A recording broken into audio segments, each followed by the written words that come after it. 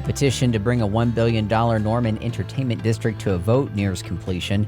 Legal fees for State Superintendent Ryan Walters tops $100,000. And Indigenous Peoples Day celebrated at the First Americans Museum. We'll take a look on the KGOU AM News Brief for Tuesday, October 15th. I'm Nick Daniels. A petition drive to put a proposed entertainment district in Norman before voters wraps up this week. Organizers told the Norman Transcript newspaper the petitions would be finalized Tuesday to prepare them to be submitted on Thursday. Oklahomans for Responsible Economic Development launched their referendum petition after Norman City Council approved the Rock Creek Entertainment District project last month. The city wants to establish 2 tax increment financing districts to help fund the $1 billion project. About 9% of Oklahoma public school students are English language learners. To reach Spanish-speaking students, the Oklahoma Ag in the Classroom program is offering teacher training for reading and agriculture literacy.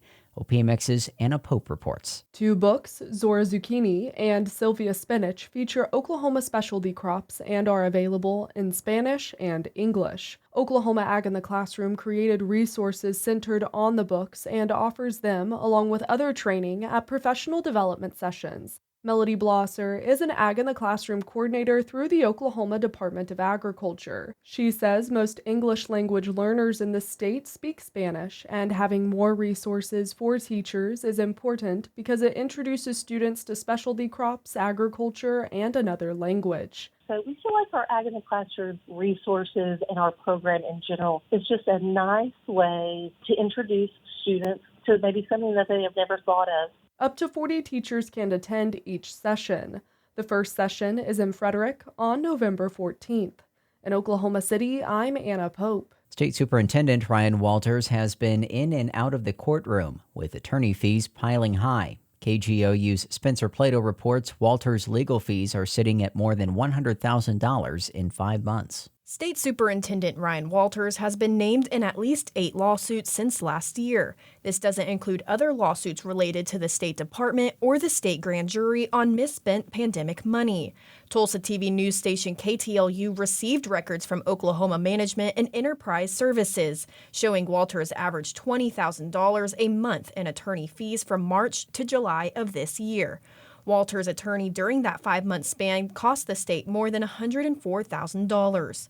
State Representative Mark McBride says he's concerned about how much this will cost taxpayers. I'm Spencer Plato.